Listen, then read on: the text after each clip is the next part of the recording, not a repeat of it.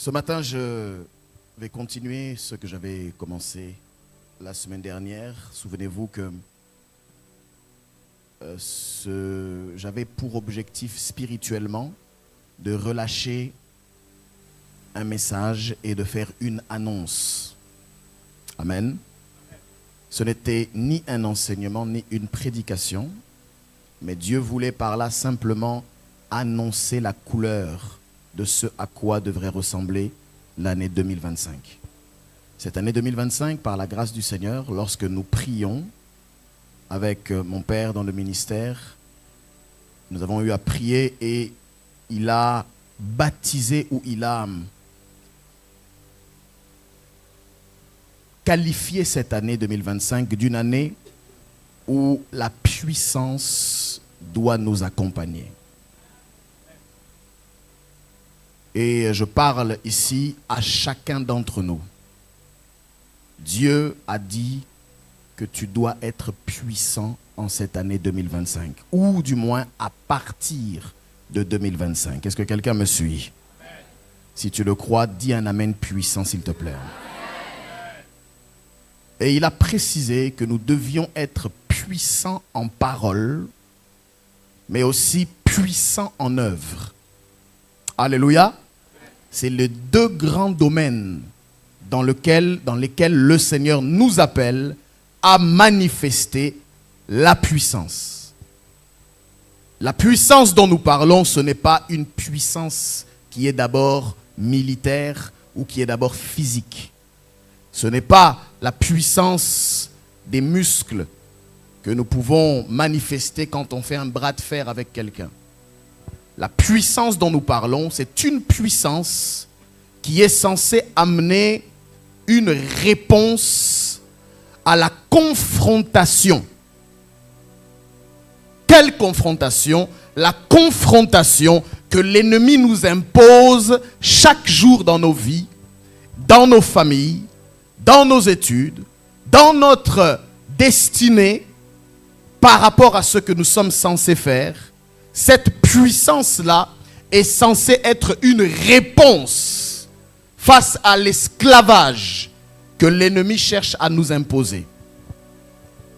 Parce que tu ne dois jamais oublier que l'ennemi rôde toujours et que son objectif, c'est de te ramener dans les ténèbres pour que tu y restes.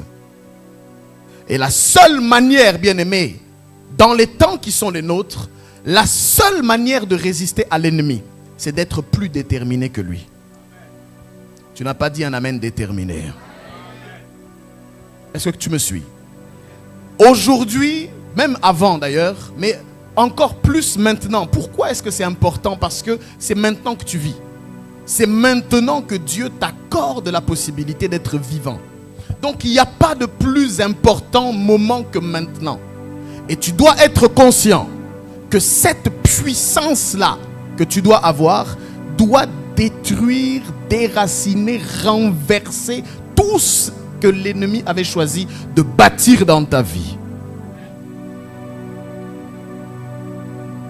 Pour être en mesure aujourd'hui de résister au diable, bien-aimé, de réprimer les vents, il faut être spirituel et il faut être fort.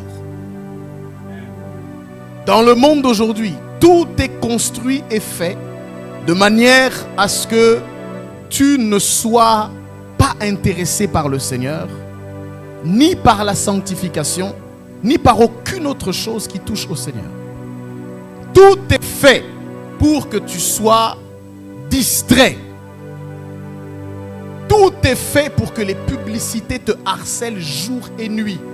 Tout est fait pour que les réseaux sociaux, même quand tu ne veux pas, t'envoient des images qu'il ne faut pas que tu vois, t'emmènent dans des conversations qu'il ne faut pas que tu entendes. Tout est fait pour que... Il y a comme une matrice, une toile d'araignée sur ce monde qui cherche à enfermer toute personne qui est naïve et qui n'a pas la puissance spirituelle. Est-ce que quelqu'un est en train de me suivre ici? Donc bien aimé, si dans ce monde tu ne veux pas être terrorisé, c'est toi qui dois être une terreur. Je ne sais pas à qui est-ce que j'ai dit ça ici. Moi je suis en train de me voir comme une terreur dans le monde spirituel. Je suis en train de me regarder comme quelqu'un qui terrorise dans le monde spirituel. Je refuse d'être soumis à l'esclavage de la peur. Je refuse d'être soumis à l'esclavage des addictions. Je refuse d'être soumis à l'esclavage de la distraction. Nous sommes dans un temps où tu dois manifester la puissance dans ce monde. Est-ce que quelqu'un est en train de me suivre? Donc tu dois avoir une taille spirituelle qui fasse de toi un géant. Lorsqu'on te regarde dans le monde spirituel, on doit réfléchir à 7 fois avant de tenter de dire ou de faire quelque chose avec toi. Je ne sais pas à quelle femme ou à quel homme j'ai parlé ici. Je répète ce que je viens de dire. Lorsque dans le monde spirituel, on te regarde, qu'on veut dire ou qu'on veut faire quelque chose, il faut qu'on puisse réfléchir à 7 fois, faire des réunions pour savoir si ça vaut le coup d'essayer de te toucher, au risque de perdre tous les bénéfices et tous les avantages qui étaient les nôtres. Si on touche à sa vie, nos vies sont en danger. Si on touche à ses enfants, nos enfants vont mourir. Si on touche à son ministère, je vais sécher. On doit réfléchir avant de te toucher.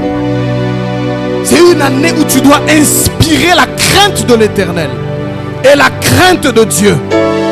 Est-ce que quelqu'un est en train de me suivre? C'est important, bien-aimé. C'est pourquoi je déclare: tu es puissant en parole, tu es puissant en œuvre. Et bien-aimé, ici, ce que je suis en train de dire, ça n'a rien à voir avec les titres. On est dans une époque où on s'en fiche des titres. Parce qu'il y a beaucoup de gens qui aiment les titres, mais qui sont des coquilles vides. Il n'y a absolument rien. Il s'appelle international. Tu l'écoutes, il n'y a aucune sagesse, aucune pertinence, aucune puissance. Frère, nous sommes dans une époque où tu seras un simple frère. Mais en tant que simple frère, quand un démon te regarde, il commence déjà à trembler. Tu es une simple sœur dans l'église.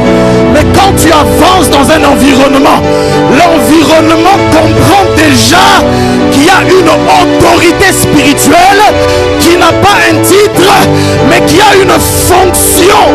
Quand elle entre dans l'environnement, les données doivent changer. Je parle de cette race-là. Tu n'auras pas de titre forcément. On ne t'appellera peut-être pas apôtre ou prophète. Mais en réalité, tout le monde dira que c'est un prophète. Tout le monde dira qu'il a la grâce apostolique. Je préfère ne pas avoir le titre, mais avoir la fonction, plutôt qu'avoir le titre et ne pas être puissant. Je parle à cette génération, je parle à ces hommes, je parle à ces femmes, je parle à ces jeunes gens, je parle aux enfants même.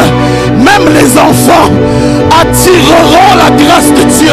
Même les enfants, lorsqu'ils parleront au nom de Jésus, les démons seront chassés. Je parle de cette génération. Puissant en parole, mais aussi puissant en œuvre. Et voici ce que le Seigneur nous a dit. C'est que quand on parle de puissance, on fait référence à la capacité qu'une personne a à commander et à être obéi. Je parlais de toi.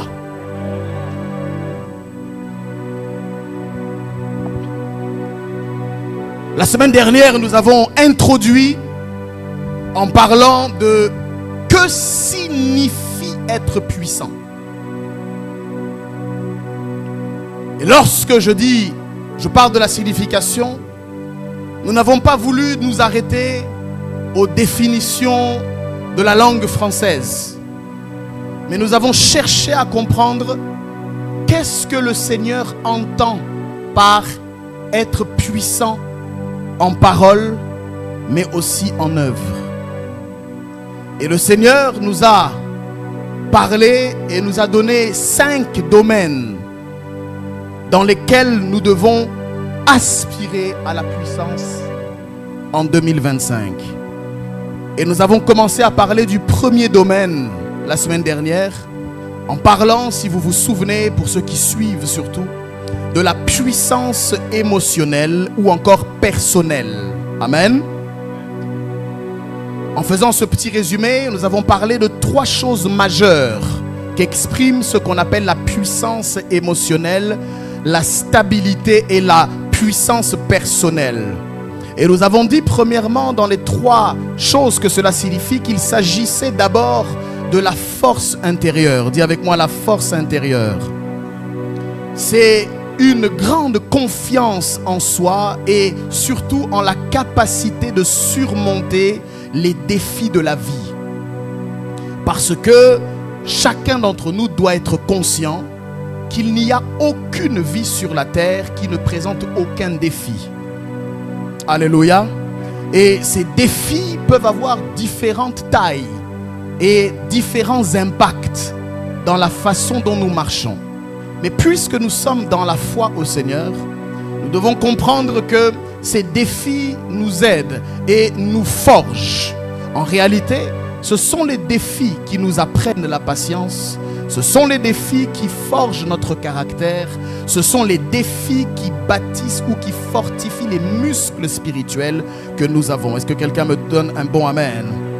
La deuxième des choses dont nous avons parlé est la maîtrise de soi. Beaucoup de personnes sont faibles dans l'aspect de la maîtrise de soi. Elles sont maigres, elles sont indécises et instables dans la maîtrise et la gestion de leurs émotions. Est-ce que tu me suis? Par la grâce de Dieu, j'ai dit hier que cette année, nous avons parlé l'année dernière de la guérison, de la restauration et de la prospérité de l'âme. Par la grâce de Dieu, cette année, nous ferons un 2e volume, mais où on va aussi parler de ce qu'on appelle la santé mentale. Parce qu'il y a beaucoup de gens qui sont spirituellement assoiffés, mais qui sont mentalement faibles. En fait, elles ont été atteintes par ce qu'on appelle les flèches de l'ennemi. Et comme elles n'ont pas travaillé ou pris le temps de prendre le bouclier de la foi, ces très enflammés les ont atteints. Et ils se retrouvent en étant spirituellement assoiffés, mais émotionnellement dégradés. Et Dieu, en cette année, va encore une fois permettre que tu sois fort émotionnellement et que tu sois puissant dans ton âme. Est-ce que tu me dis un bon amen? La 3e des choses dont nous avons parlé, principalement dans la puissance émotionnelle et personnelle, c'est l'autonomie. C'est-à-dire la capacité à prendre des décisions sans dépendre exclusivement de l'opinion publique ou de l'avis des autres et de leurs avis. Amen. Amen, amen. Amen, amen. On a parlé de 4 étapes pour être résolu à réaliser ses objectifs en 2025. 4 étapes que je ne vais pas reprendre. Je vais plutôt aller à l'étape suivante où nous avons parlé des 5 résolutions scripturaires ou encore bibliques. 5 résolutions bibliques à prendre en compte en 2025. Si tu étais là, tu te souviens que nous avons parlé de la résolution à ne pas être ingrat. L'une des clés qui va nous aider à faire que le Seigneur ait le désir de multiplier ce que nous avons, c'est la reconnaissance et la multiplication des actions de grâce. Tu dois prendre la décision cette année de ne pas être ingrat vis-à-vis du Seigneur et de ce qu'il fait. La deuxième chose, tu dois prendre la résolution, avons-nous dit, à rester pur. Dis avec moi, je dois rester pur. Dis avec moi, à partir de 2025, je marche dans la pureté. Je marche dans la sanctification. Je ne sais pas si tout le monde est en train de le dire en même temps. Ceux qui ne le disent pas, je ne vous comprends pas, j'entends pas. Dis avec moi, à partir de 2025, je marche dans la pureté. Je marche dans la sanctification. Et je suis puissant face au péché. Dis-moi avec moi, je suis puissant face au péché. Dis avec moi, le péché n'a aucun pouvoir sur moi. Dis avec moi, le péché n'aura aucun pouvoir sur moi. Dis-le fort, le péché n'aura aucun pouvoir sur moi. Tu dois être résolu, c'est-à-dire décidé à ce que le péché n'ait aucun pouvoir sur toi. Bien-aimé, on va encore enseigner des choses qu'on a en partie enseignées, d'autres choses qu'on va rajouter. Mais écoute-moi, je te dis vrai, Dieu arrive à un moment où, après qu'il ait pris le temps d'enseigner, c'est le temps des évaluations. C'est-à-dire qu'il y a un temps pour enseigner, et il y a un temps pour emmagasiner l'enseignement, l'assimiler et ensuite le pratiquer.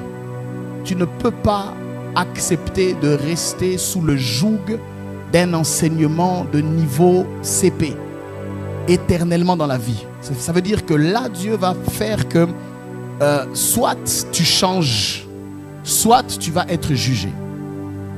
Est-ce que tu m'entends bien? Dis amen à cela. Je répète, soit tu changes, soit tu vas être jugé. Ok? On va prendre le temps. Dieu me met à cœur de dire, on prendra le temps d'enseigner encore. La mère va prendre le temps d'allaiter l'enfant. Mais quand l'enfant a 8 ans, 10 ans, 12 ans, et qu'il cherche encore le lait maternel, il y a un problème. Donc on prend le temps d'enseigner. On va enseigner encore. On va enseigner dans la parole. On va prendre le temps. On va mettre l'accent sur les choses. On va laisser l'opportunité d'échanger. On va parler autour de la parole. Mais après ce temps, il faut que tu t'engages. Il faut que tu te décides à marcher dans la pureté. Est-ce que tu me suis?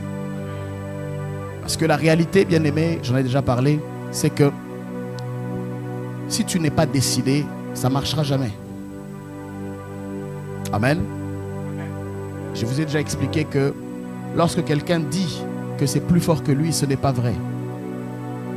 Ce n'est jamais vrai.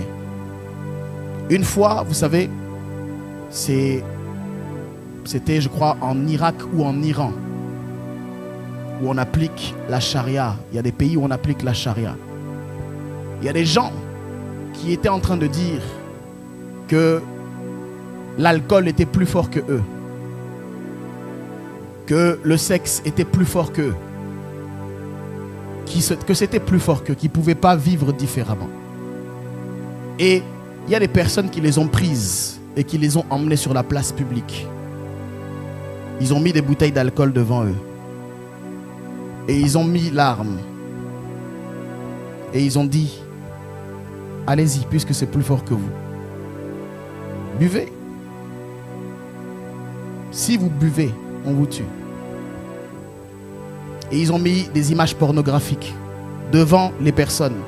Ils ont dit, allez-y, puisque vous dites que c'est plus fort que vous. Faites. Et les gens n'ont pas fait. Vous savez pourquoi? Parce qu'il y avait une menace. Parce que leur volonté de vivre était plus forte que leur plaisir d'un instant. Donc le seul problème que tu as en réalité, c'est que ton amour de Dieu est trop faible dans la balance par rapport à ton plaisir d'un instant. Donc ce que tu dois faire, c'est augmente ton amour de Dieu et tu verras que ces plaisirs momentanés vont disparaître. La seule raison, c'est que tu n'as pas une arme sur toi et que tu continues à te donner des excuses, mais qui sont des mensonges de l'ennemi. Je te le dis, en 2025, tu marches dans la pureté et la sanctification. Et face au péché, il n'y aura plus d'excuses. Puissance face au péché. Puissance face au mensonge. Puissance face à la pornographie. Puissance face aux addictions de tout genre. Alcool, drogue. Puissant. Dis avec moi, puissant. En 2025, tu n'es plus esclave de ces choses-là. Tu sors de cet esclavage. Est-ce que quelqu'un me suit? On a parlé aussi de la résolution ou de la décision à ne pas abandonner la maison de Dieu. Néhémie 10, verset 39. On ne va pas lire les versets, mais je les recite pour ceux qui n'étaient pas présents, en espérant qu'ils le notent, si du moins ils prennent en compte la parole du Seigneur. La quatrième chose que nous avons vue, c'est la résolution ou encore la décision à se lever et à bâtir. Parce que oui, nous avons des projets et nous devons nous lever et nous devons bâtir. Dis avec moi, je me lève et je bâtis la maison de l'Éternel. Et enfin, pour bâtir, la cinquième résolution, c'est à être fidèle dans ses semences. Amen. Amen, amen. Amen, amen. Ça, c'était la puissance émotionnelle et personnelle. C'était le premier domaine dans lequel Dieu veut que nous soyons puissants en 2025. Le deuxième domaine dans lequel le Seigneur nous appelle à la puissance en 2025, c'est que Dieu veut, écoute-moi bien, que nous soyons puissants intellectuellement. On dirait que tu n'es pas sûr et que tu ne veux pas ça. Puissant intellectuellement. Écoute-moi très bien, s'il te plaît.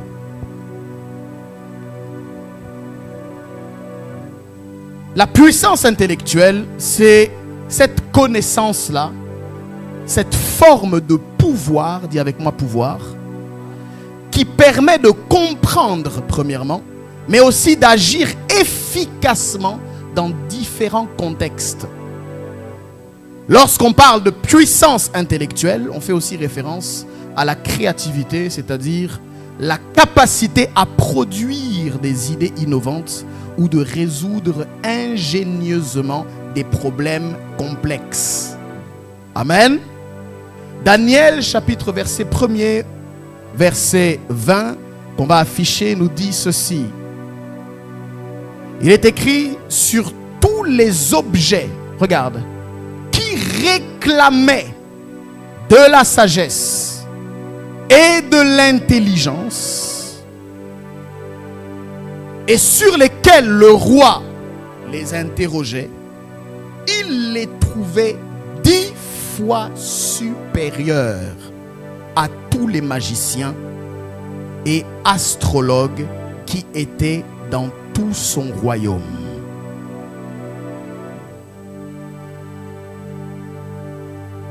Cette parole que nous venons de lire est une parole que plusieurs d'entre nous connaissons, mais c'est surtout une parole dans laquelle plusieurs d'entre nous ne sommes pas entrés.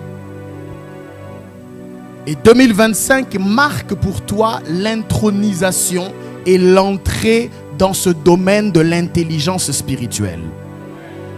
Je suis en train de déclarer et proclamer la supériorité de l'intelligence et de la sagesse sur ta vie par rapport à des circonstances et des énigmes complexes que tu es censé résoudre au nom puissant de Jésus-Christ. Sur tous les objets qui réclamaient, que Dieu permette qu'il y ait une réclamation qui soit faite à ton sujet. Qu'il y ait réclamation de ton expertise. Là où il y a des besoins et là où il y a des choses à résoudre. Bien aimé, ce qui est important ici, c'est que nous voyons en effet que Daniel et ses compatriotes ont obtenu une sagesse.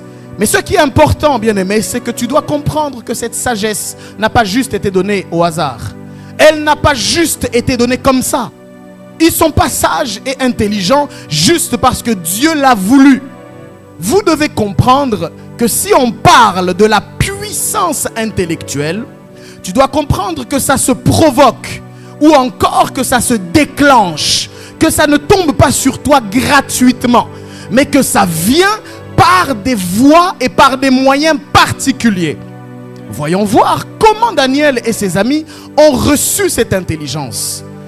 Quand tu lis avec moi le verset 6, il est écrit: il y avait parmi eux, d'entre les enfants de Juda, Daniel, dis avec moi Daniel, Anania, Michaël et Azaria.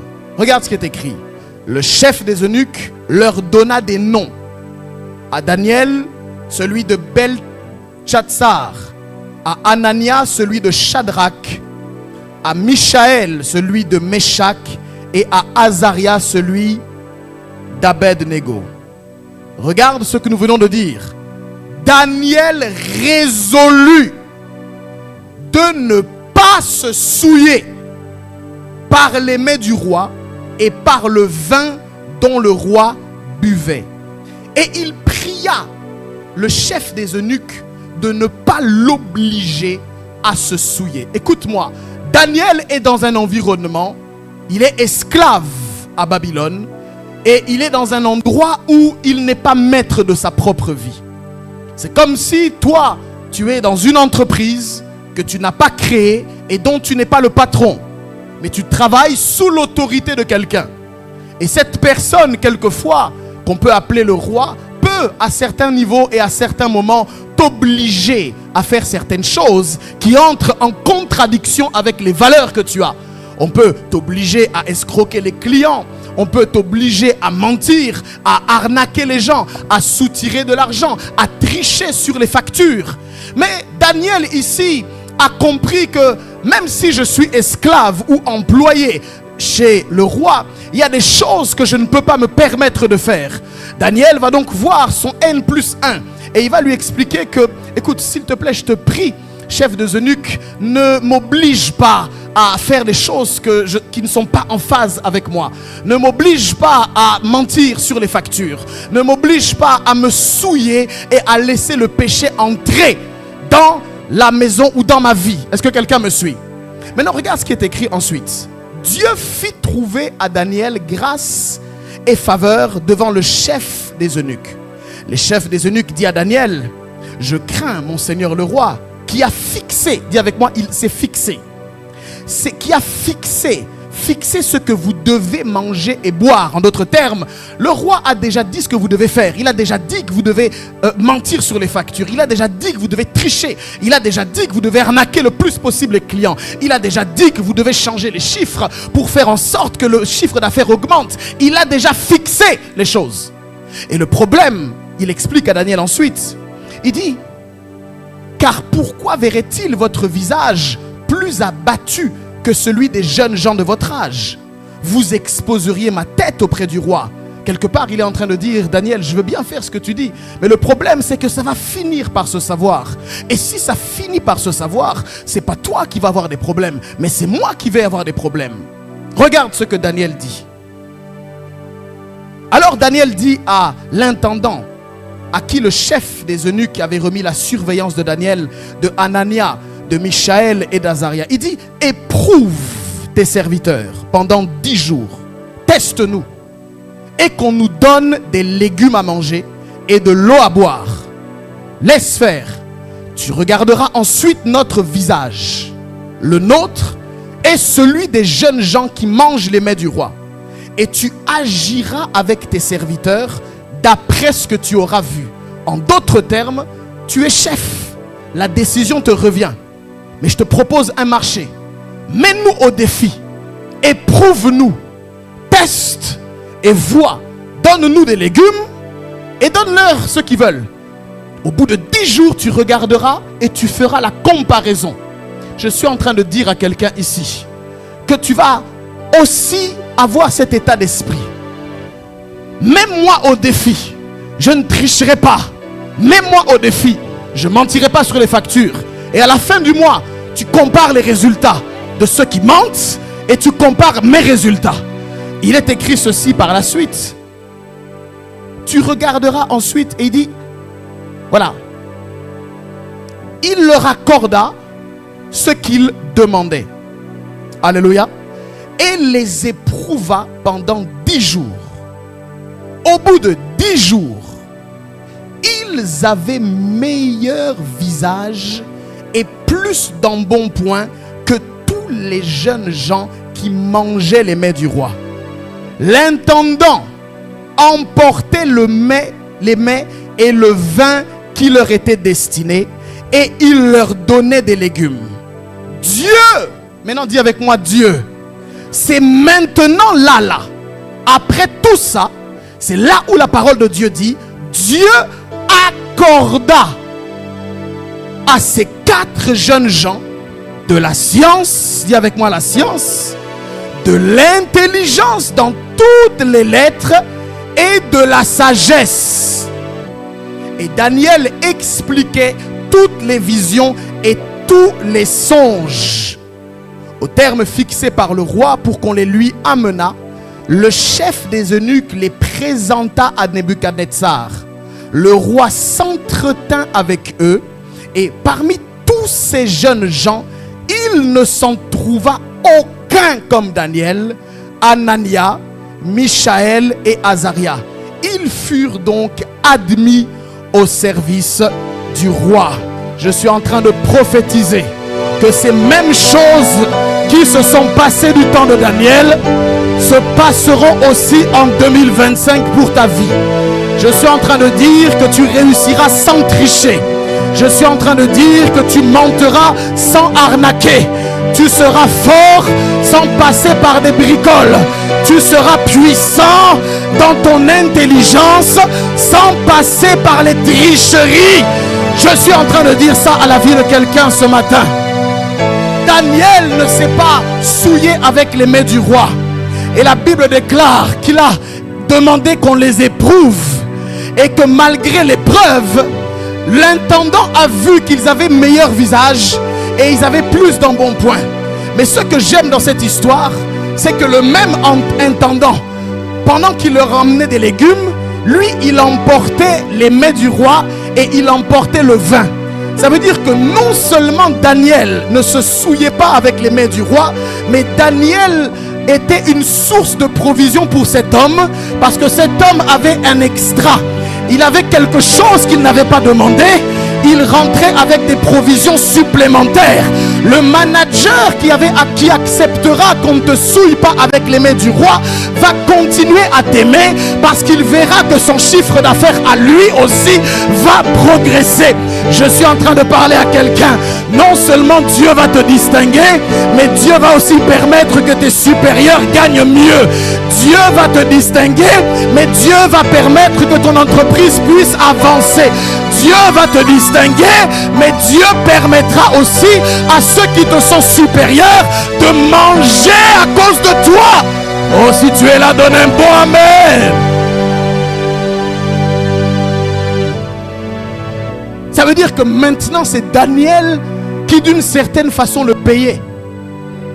C'est par mon intégrité que tu as, tu vois, c'est par ton intégrité que tu permettras à ton boss d'aller en vacances. C'est par ton intégrité qu'il aura un chiffre d'affaires multiplié par 2. C'est par ton intégrité qu'il pourra avoir des réserves.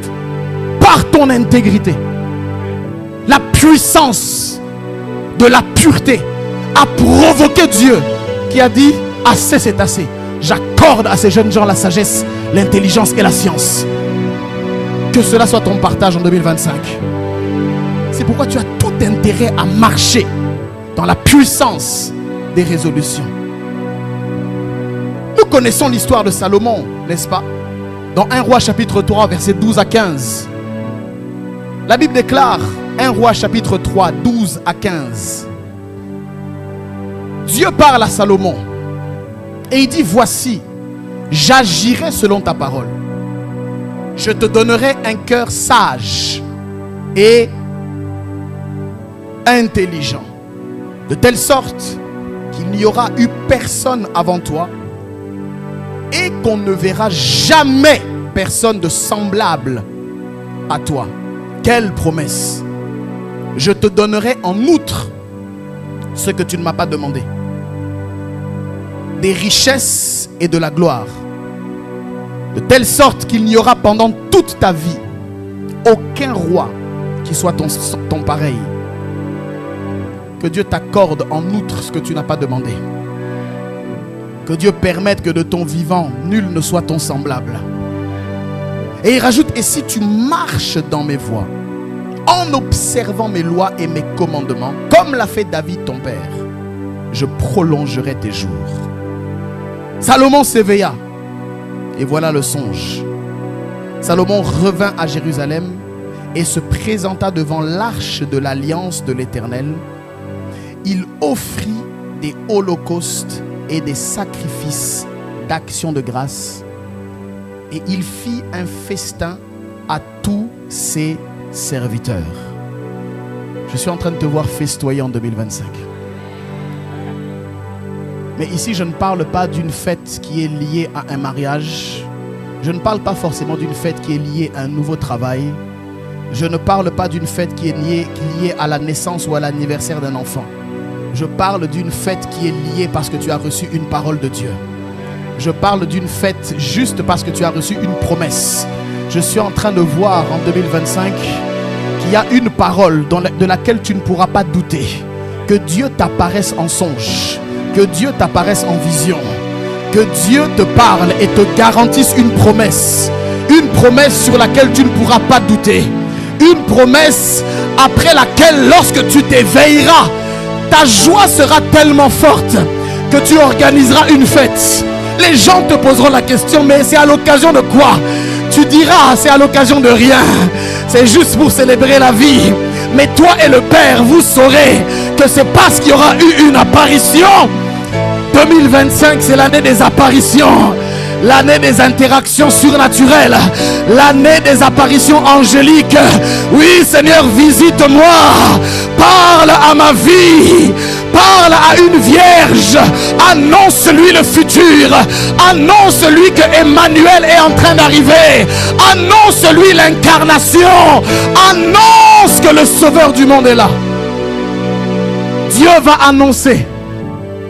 2025, c'est l'année où tu dois entrer maintenant dans le surnaturel. Je dis tu dois entrer. Tu as trop entendu. Cette année, tu dois entrer. Tu rentres dans le domaine. Tu ouvres tes yeux. Le ministère angélique travaille pour toi. Tu sais, tu as une promesse. Même si tu souffres, même si tu t'appelles Marie et que tu galères avec Joseph en train de fuir vers l'Égypte. C'est vrai, tu fuis vers l'Égypte. Mais tu fuis avec le souvenir de l'ange Gabriel qui t'a parlé. Ça, personne ne peut te mentir. On peut te mentir sur tout. On peut te mentir sur le fait qu'il y ait des soucis à droite et à gauche. Mais on ne peut pas, on ne pourra pas te mentir sur l'apparition de l'ange qui t'aura parlé lorsque tu étais couché. On ne pourra pas te mentir sur la voix que tu auras entendu lorsqu'il n'y avait personne. On ne pourra pas mentir à Samuel. Samuel vient vers Élie. Il dit, Élie, tu m'as appelé. Élie lui dit, je ne t'ai pas appelé, retourne te coucher. Samuel retourne se coucher. Mais il se dit, je ne suis pas fou. J'ai bel et bien entendu une voix. J'ai bel et bien entendu Dieu. Bien-aimé, je déclare, tu n'es pas folle. Tu n'es pas fou. C'était vraiment Dieu qui t'avait parlé. Simplement, tu n'avais pas eu l'interprétation. Mais tu dois comprendre que lorsque tu marches, marche avec la parole. Lorsque tu cours, cours avec la parole. Lorsque tu chantes, chante avec la parole. Lorsque tu viens à l'église, loue avec la parole. Tu as simplement besoin d'une parole qui vienne d'en haut. Une promesse que Dieu a fait à Salomon. Quelle promesse! Mais c'est pareil, bien-aimé. Tu ne dois pas ignorer que ce qui s'est passé dans cet épisode n'a pas été juste le fruit d'une grâce imméritée. C'est faux. De la même façon que Dieu a accordé de l'intelligence, de la sagesse et de la science à Daniel, Shadrach, Meshach et Abednego, par les moyens qu'ils ont construits pour que Dieu atterrisse. De la même manière, tu dois savoir que la sagesse, la renommée et la richesse de Salomon n'a pas été le fruit d'une grâce délibérée, mais que Salomon avait provoqué ça. Regarde avec moi le verset 3 jusqu'au verset 11. Toujours 1 Roi chapitre 3. Regarde comment Salomon avait provoqué ça. Prends le verset 3 s'il te plaît. Là c'est la conclusion. Mais au verset 3 il est écrit: Salomon aimait l'Éternel. Amen. Et Salomon suivait les coutumes de David, son père. Ça, c'était la base ou encore l'environnement dans lequel Salomon évoluait. L'amour de Dieu et le suivi des coutumes des pères, le suivi des coutumes paternelles, le suivi des habitudes spirituelles. Salomon avait cette fondation-là de l'amour de Dieu et de l'attachement au pas de son père, David. Est-ce que tu me suis? Déjà, tout commence par là. Aime Dieu et suis les traces, les coutumes spirituelles de ton père. On dit seulement c'était sur les hauts lieux qu'il offrait des sacrifices et des parfums. Continuons. Le roi Salomon se rendit à Gabaon pour y sacrifier, car c'était le principal des hauts lieux. Amen. Et on dit Salomon offrit 1000 holocaustes sur l'autel. Est-ce que tu es avec moi? Salomon offrit 1000 holocaustes sur l'autel. Salomon, lis bien, offrit quoi? 1000 holocaustes sur l'autel. Ferme un instant les yeux. Pense à un taureau. Pense à un taureau. Un bon taureau. Maintenant, pense à 10 taureaux alignés. 10 taureaux alignés. Tu les vois? Est-ce que tu les vois? 10 taureaux. Essaye de te représenter ce que ça peut faire. Maintenant, pense à 100 taureaux. 100 alignés. Imagine ce que ça peut représenter. Est-ce que tu les vois? Est-ce que tu les vois? J'ai bien dit 100 taureaux. Maintenant, pense à 500 taureaux. Est-ce que tu les vois? Est-ce qu'ils pourraient rentrer dans cette salle? Tous. Ce serait chaud. Si on les additionne les uns sur les autres. Maintenant, pense à 1000 taureaux. Salomon a offert 1000 holocaustes. Je me pose la question, combien de temps ça a dû prendre pour sacrifier? Parce que l'holocauste est une offrande qui est consumée jusqu'aux cendres. Il faut que les cendres apparaissent. Combien de temps ça a pris? Quel sacrifice! Amen. Maintenant, regarde, après qu'il va faire ça, regarde après. À Gabaon, parce que c'est là-bas qu'il était. On a lu ça avant, non? À Gabaon, là où il a offert 1000 holocaustes, l'Éternel apparut en songe à Salomon pendant la nuit. Et Dieu lui dit, demande ce que tu veux que je te donne. C'est vrai que la Bible n'a pas tout précisé. Mais là, ici, c'est comme si Dieu n'a même pas de protocole. Bonjour, comment ça va? Directement, demande-moi ce que tu veux que je te donne. Tu sais pourquoi? Parce que Salomon a fait monter une odeur de sacrifice. Il a fait monter une odeur qui a attiré Dieu. Et ma pensée, c'est de t'expliquer que il y a des choses que tu ne pourras jamais avoir si tu ne fais pas monter une odeur et un parfum. C'est pourquoi j'ai dit que 2025, par-dessus tout, ça va être une année de prière et de semences. Mon ami, il y a des choses dans lesquelles Dieu lui-même t'apparaît en songe, il descend et te dit, tu veux quoi? Tu veux quoi? Donc, buffet, self-service. Mon frère, ça, normalement, c'est les histoires de Aladdin, où tu frottes le génie dans la lampe et le génie te dit, demande-moi 3 vœux, je les exaucerai. Ici, c'est le génie des génies qui apparaît et qui te dit, demande-moi ce que tu veux. Et puis Dieu n'a pas dit, il n'a pas précisé, parce que Salomon a fait une demande, mais Dieu n'a pas précisé combien de demandes. Il a dit, demande ce que tu veux que je te donne. Oh, ma prière, c'est que 2025, il y ait cette apparition-là. Mais ça va passer par le fait de me faire monter une offrande. C'est pourquoi, bien aimé, pour provoquer, on en a parlé à IPC, le surnaturel, il faut que tu fasses des choses qui dérangent le spirituel et qui obligent le monde spirituel à s'interroger sur ce qui se passe là-bas au Mans.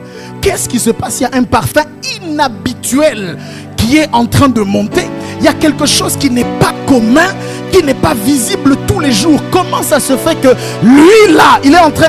C'est qui? C'est maman d'elle qui... Qu'est-ce qui se passe? Elle est en train de s'étirer.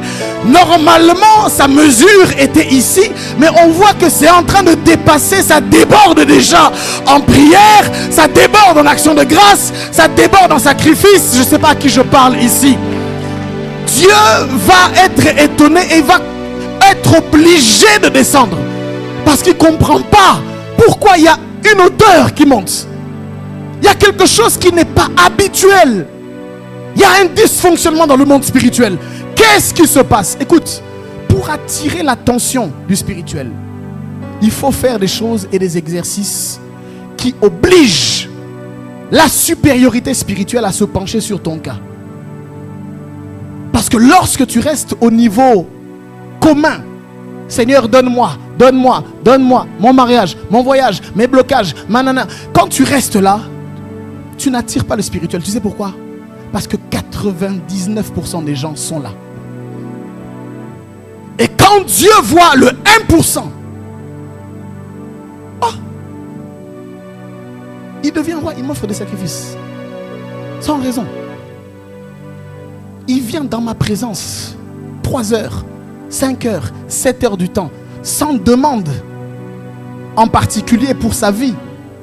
Mais il se présente comme un sacrifice lui-même. Et il se disponibilise pour mon œuvre. Ce gars-là, je dois savoir qu'est-ce qu'il en est. Cette femme-là, je dois savoir qu'est-ce qu'il en est. Dieu est descendu et est apparu à Salomon en songe pendant la nuit. Je prie que Dieu t'apparaisse en songe aussi cette année. Je prie que tu provoques le surnaturel et le spirituel par ta vie de prière qui sort de l'ordinaire. Par ta vie de consécration qui sort de l'ordinaire, par le parfum d'adoration que tu fais monter, qui sort de l'ordinaire. Je suis en train d'appeler un homme et une femme cette année en 2025. Je suis en train de supplier que tu sortes de l'ordinaire. Bien-aimé, les prières ordinaires sont insuffisantes. Tu l'as déjà vu, tu le sais déjà. Prier juste pour prier ne changera rien. Tu dois casser le cycle de la prière. Tu dois rentrer dans le monde de la recherche. Prier, c'est bien. Prier, c'est très religieux. Prier, c'est très pieux. Mais tu dois rentrer dans la recherche. Entre dans la dimension où tu ne pries plus, mais où tu commences à chercher Dieu. Cherche-le dans tous tes moyens. Cherche-le par toutes tes voies. Des fois, tu ne sauras pas qu'est-ce qui va marcher. Tu sèmes à gauche, tu sèmes à droite, tu pries devant, tu pries derrière, tu multiplies les exercices spirituels, mais dans l'objectif d'attirer l'attention du surnaturel sur ta vie. Il faut que tu sortes de là. Rentre dans la recherche. Rentre dans l'investigation.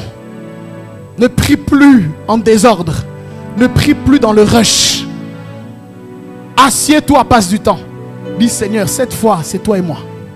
Là, cette nuit, je sacrifie cette nuit.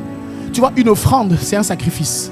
Et un sacrifice, c'est pas juste de l'argent. Non, ça peut impliquer l'argent. Mais ça implique, tu peux sacrifier une nuit. Tu sacrifies une nuit de sommeil. Une nuit où tu aurais pu te reposer. Tu dis Seigneur, je sacrifie cette nuit. Je suis là, dans ta présence. Tu n'as plus d'excuses. Frère, quand tu pries, sois violent. Il faut que tu sois violent quand tu pries. Il y a des prières où tu dois même provoquer Dieu. Excuse-moi du terme. Tu dois provoquer Dieu. Seigneur, tu n'as plus d'excuses. Tu ne pourras pas dire que je ne m'étais pas disponibilisé. Tu ne pourras pas dire j'ai commencé ça en 2024. Ça fait 1 an que je fais ça. Ça fait 1 an que je suis présent. J'ai attendu, j'ai été patient. Mais là, Seigneur, ne tarde plus. Je suis là dans ta présence. Il faut que tu agisses. Il faut que tu provoques Dieu. Provoque-le. Est-ce que quelqu'un me suit? Il y a des prières dangereuses que tu dois faire. Tu passes la nuit dans sa présence. Tu sacrifies ton sommeil. C'est vrai, tu vas être fatigué. Et après, tu dormiras plus tard. Je parlais à mes filles, elles me disaient, ces filles, on ne se reposera plus. Tel qu'on est parti, le rythme qu'on a, on ne se reposera plus. On se reposera seulement quand on va mourir. Là, ici, on travaille. Il faut que tu développes la mentalité du travail. Spirituellement, il faut que tu travailles. Puissant en parole et en œuvre. Tu penses que ça va se faire comme ça, avec 10 minutes de prière par jour? Et encore, les 10 minutes là, c'est quand tu additionnes les prières du matin, prières du midi, prières du soir. Ça fait même pas 10, ça fait 7 minutes. Une vie de méditation de la parole inexistante. Inexistante. J'ai dit hier aux ouvriers, depuis 2025 a commencé, jusqu'aujourd'hui, on est le 12 janvier. Qui a ouvert sa Bible? Qu'est-ce que vous avez lu? J'ai posé la question. Plusieurs se regardaient les chaussures. Est-ce que plus personne n'ouvre sa Bible aujourd'hui? J'ai demandé qui a prié en dehors des programmes de l'église pour lui-même, chez lui, plus de 30 minutes. Les gens se regardent les chaussures. Depuis 2025, sois honnête, je te pose la question maintenant à toi. Toi qui es du peuple. Est-ce que tu as ouvert ta Bible? Ne fût-ce que ouvrir. Tu as ouvert ta Bible depuis 2025? Toi, pas à l'église, non, à la maison. Toi-même, le matin par exemple, avant d'aller au travail, ou le midi ou le soir, ouvrir ta Bible, lire ta Bible. Je ne parle pas des prédications sur YouTube. Je ne parle pas des enseignements, je ne parle pas des choses que tu écoutes. Je parle de toi. Est-ce que tu as pris le livre, tu l'as ouvert? Est-ce que tu l'as lu? Est-ce que tu as médité sur ce que tu as lu? Est-ce que tu as prié sur ce que tu as lu? Est-ce que Dieu t'a parlé sur ce que tu as lu? Est-ce que tu as fait ça? Et tu vois, tu dis puissant en parole, puissant en œuvre, mais vide dans les Écritures, vide dans la vie de prière. Je ne suis pas en train de te juger. Je t'explique juste que c'est de l'illusion si tu penses que ça va marcher tout en continuant de vivre comme ça. Il faut que tu t'investisses. Sérieusement. Est-ce que tu me suis? J'ai dit sérieusement. Pour ne pas dire dangereusement.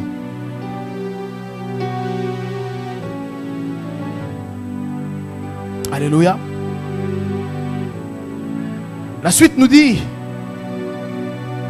Salomon répondit, tu as traité avec une grande bienveillance ton serviteur David, mon père, parce qu'il marchait en ta présence dans la fidélité, dis avec moi la fidélité, dans la justice, dis avec moi la justice, et dans la droiture, dis avec moi la droiture.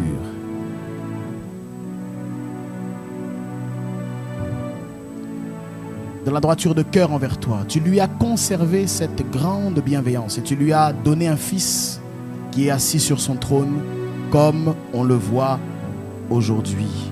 Amen. Maintenant, Éternel mon Dieu, tu as fait régner ton serviteur à la place de David mon père. Et moi, je ne suis qu'un jeune homme, je n'ai point d'expérience. Ton serviteur est au milieu du peuple que tu as choisi.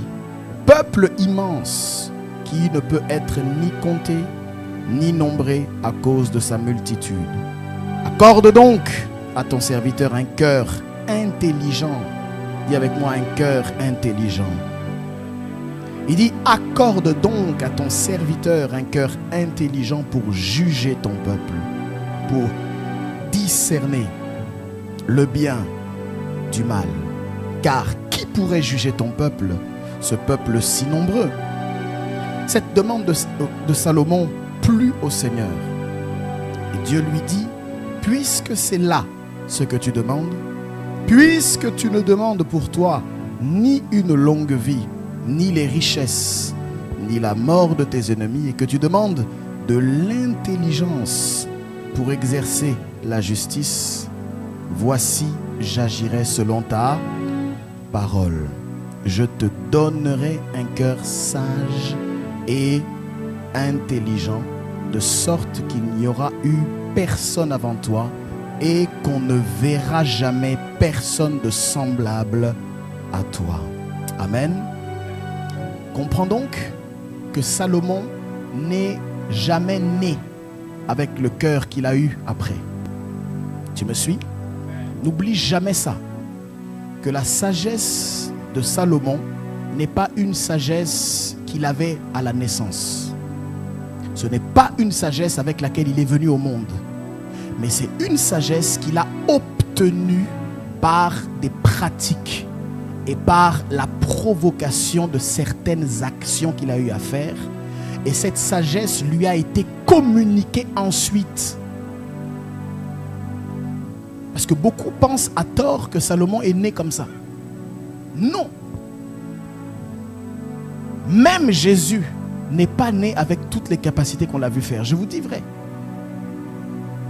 Dans son aspect humain, il y a des choses qu'il a développées. Oui, Luc nous le dit.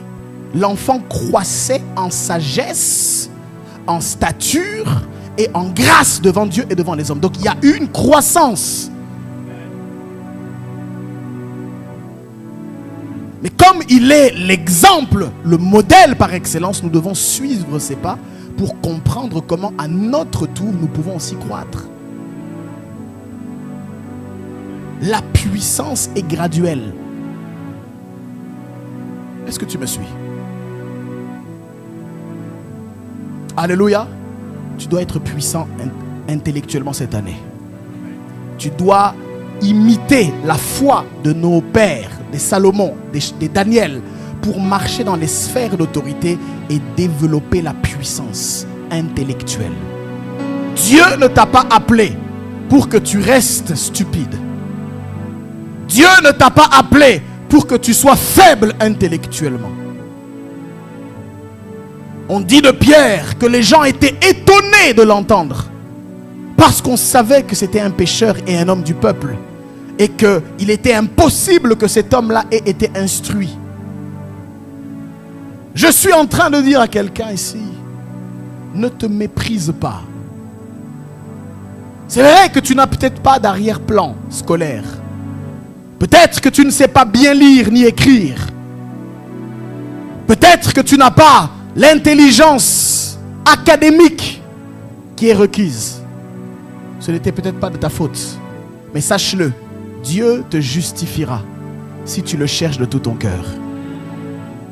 Si tu le cherches de tout ton cœur en cette année 2025, Dieu t'accordera une sagesse et une intelligence qui confondra les grands de ce monde. Tu n'as pas dit amen bien, je crois que tu doutes de ça. Je dis, il va confondre les sages et les intelligents de ce monde. Ils se poseront la question, ils fouilleront dans ton CV, ils verront qu'il n'y a ni bac, ni même brevet des collèges. Et on voit en toi quelque chose qu'on ne comprend pas. On voit en toi quelque chose, une parole sage et qui est dite à propos. Est-ce que quelqu'un me suit? J'avais dit ce jour-là que Saoul, lorsque les pays sont en situation de crise et que les dirigeants n'y arrivent plus, on accepte tout le monde. Même un fou, qu'il vienne seulement et qu'on l'essaye. Parce que dans les temps de crise, quand Goliath avançait, maman, on a dit, il y a un petit qui est là. Il s'appelle David. Saoul a dit, bon, emmenez-le quand même. Il a vu le petit. Il a pensé à Goliath. Il a dit, mais petit, laisse tomber. Tu sais, ce gars-là, il est guerrier depuis son enfance. Le gars, il fait 3 mètres de haut. Il y a un gars qui porte son armure. Laisse tomber seulement. David lui a répondu, écoute, Saoul, ne t'en fais même pas pour ça. J'ai l'habitude. Quand j'étais dans la brousse, j'allais contre le lion, j'allais contre l'ours, je le poursuivais, j'arrachais la brebis de sa gueule et je le tuais. Il en sera de ce Philistin comme le lion et l'ours. Saoul a douté. Mais le problème, c'est que Saoul est en crise. Le problème, c'est qu'il n'y a pas de solution. Et quand il n'y a pas de solution, et qu'il y a quelqu'un qui prétend avoir une solution, on l'appelle quand même et on l'essaye quand même. Je suis en train de prier qu'en cette saison 2025, Dieu provoquera exprès certains problèmes et il va t'appeler toi. Tu n'auras pas l'air de celui qui va réussir. Tu n'auras pas le profil de celui qui devra tuer Goliath. Tu n'auras pas la carrure de celui qui devra délivrer Israël. Mais parce que Dieu t'aura choisi. Dieu t'aura choisi. C'est toi qui seras le roi. Qu'un roi dise amen là où il est. Qu'une reine dise amen là où il est. Même un fou sera choisi. Même si tu es boiteux, tu seras choisi. N'oublie pas que Méphibosheth était en train de croupir à Lodébar. Il ne savait pas qu'il y avait sur lui une alliance. Méphibosheth était handicapé des pieds. Mais Méphibosheth ne savait pas qu'il y avait une promesse sur sa tête. Tu mangeras tous les jours à la table du roi. Que les rois s'élèvent en cette saison. Que les lions rugissent en cette saison. Que les aigles s'envolent en cette saison. Que les veaux servent en cette saison. Que les humains fassent ce qu'il faut en cette saison. Je déclare 2025 une année de puissance en parole et en œuvre au nom de... Là où tu élèves les mains, commence à prier au nom de Jésus. Nous espérons que ce message vous aura fait passer de l'information à la transformation. Nous bénissons le Seigneur de nous avoir suivis et nous vous invitons à activer la petite cloche pour être en mesure de suivre toutes nos actualités, nos nouveautés, bref, d'être connectés. Alors faites-le rapidement et par la suite nous pourrons encore davantage partager la parole, les Écritures et ainsi commencer une belle aventure dans le Seigneur. Que Dieu vous bénisse et que le diable vous oublie. Amen.